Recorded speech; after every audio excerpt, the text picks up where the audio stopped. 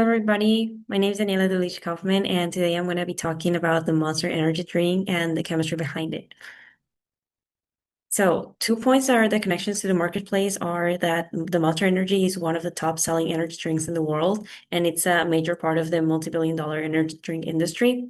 Um, According to Monster's beverage reports, the net sales are approximately 1.81 billion in one quarter of 2024, and its yearly revenue reached nearly $8 billion last year. The brand is heavily marketed in sports, gaming, and youth culture, demonstrating how chemistry, product formulation, and branding work together to create consumer demand. Monster sponsors and appears in action sports such as motocross, NASCAR, skateboarding, and snowboarding, and it's also visible in video games, streaming culture, gaming, and social media.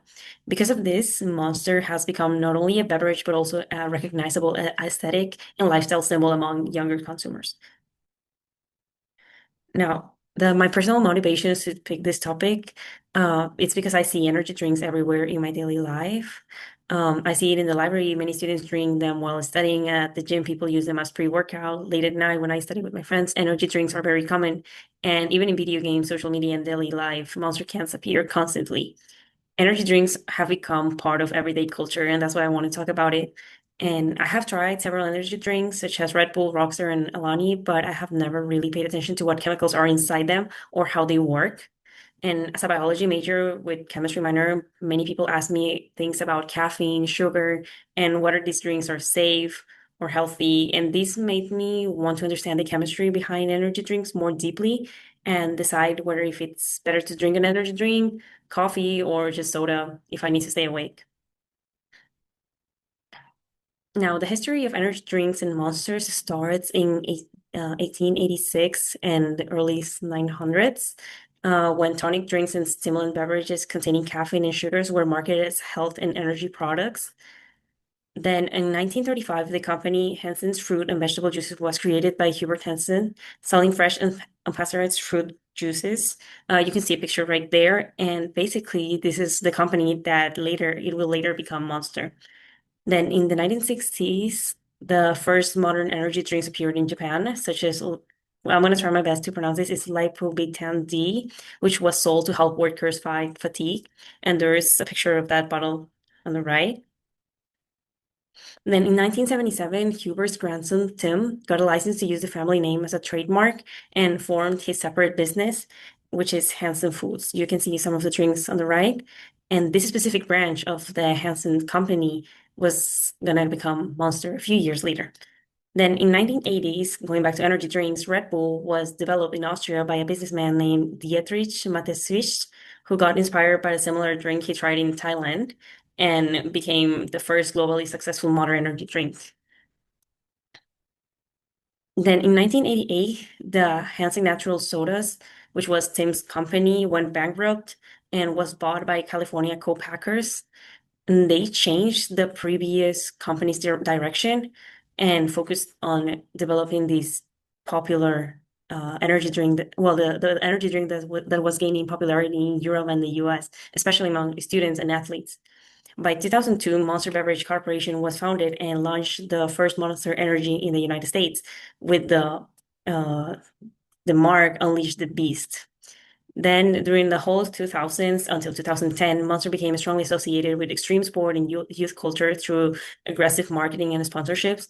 The energy drink market grew rapidly worldwide, becoming a multi-billion-dollar industry. On the right, you can see one picture of one esports gaming event that was sponsored by Monster.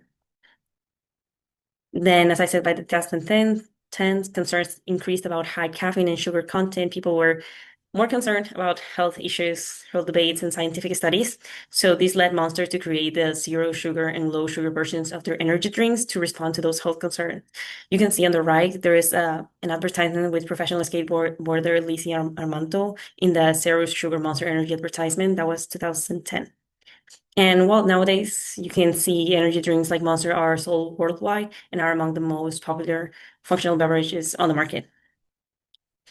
Now, what chemical compounds are in Monster energy drinks? The main chemical compound is caffeine. Its formula is H10 and 4O2. And for the drink, serves as a central nervous system stimulant that increases alertness and physical endurance. The concentration per can is 160 milligrams, according to some labels I found online. The references are in the back of the presentation. Then another chemical compound is taurine, which the chemical formula is C2H7NO3S. And this is an aminosulfonic acid included in energy drinks to support a muscle, nerve, and electrolyte balance. And it is often marketed for improving endurance too. Per can, this taurine has 1,000 milligrams. Now, glucose, it's C6H12O6, and it serves as a rapid source of metabolizable energy and contributes to the beverage calorie and sweetness profile. I couldn't find the exact concentration on the ingredients list, but since glucose is part of the sugars, I just noted that it's part of the 54 grams of sugars per can. Now, the next compound is riboflavin or vitamin B2 with the formula C17H20N4O6, and its purpose is self-growth, fat breakdown, and energy production. And I found the exact concentration to be 3.6 milligram per can if you check the ingredients label on the back of the can. The last compound I want to talk about is niacin or vitamin B3, which the formula C6H8O7 that serves converting food into usable energy, supporting cellular functions. However, it has a disadvantage because it can pose risks like liver damage with excessive intake. The concentration per can is 46 milligram, and you can read it on the back of the can. The Monster Energy drinks also contains this proprietary energy blend that they call, that includes all the previous compounds mentioned before, and ginseng extract, L-carnitine, glucuronolactone, inositol, and water extract. However, because these exact amounts are not publicly disclosed because it's their own blend, I focused on the 5 main compounds with known and measurable concentrations. This is a picture of the nutrition facts and the ingredients on the back of the Monster can. And in order, well, these are the molecules we already talked about. We have caffeine, glucose, vitamin B2, and vitamin B3. Now, how Monster Energy drinks is made. The production process begins with acquiring high-quality raw materials like water, sugars, caffeine, and all the flavorings, and pass those through a strict safety and quality standard process before manufacturing. Then the next step is water purification, where water, the main ingredient, is treated to remove impurities, adjust pH, and ensure a consistent taste, because even minor impurities can affect the flavor. Then the concentrated syrup is created by blending sweeteners, acid, flavorings, taurine, vitamins, and caffeine under controlled conditions for a uniform result. This syrup is then tested for its Brix level, which is the sugar content. After that, the syrup is mixed with treated water in precise ratios to achieve the desired taste and ingredients concentrations, forming a uniform beverage base. After that, carbon dioxide is injected under pressure, dissolving in water to create carbonic acid, giving the drink its fizzy and slightly acidic taste. This is known as carbonation, and the chemical reaction for it's that carbon dioxide plus water, and it creates H2CO3, which is the gas bubbles. After carbonation, the beverage undergoes homogenization for even distribution of gases and solutes, with samples tested for sugar content, pH, carbonation, and microbial safety.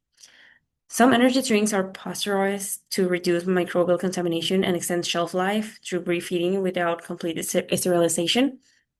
And then the carbonated drink is filled into aluminum cans under sterile conditions to prevent CO2 loss, like the carbonation loss, and it's sealed immediately to maintain that carbonation.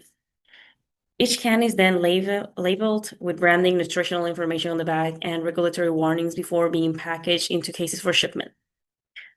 After that, the last step is that the final product is transported or stored in cold conditions to ensure quality, with temperature and humidity monitored all the time to preserve the carbonation and flavor. Two main AI tools were used to support this poster and this presentation. Grammarly was used to fix grammatical, spelling, and punctuation errors, and ChatGPT was used to help finding ingredient list sources for the Monster energy drink and the carbonation chemical reaction. These are all the references used in this video. Thank you.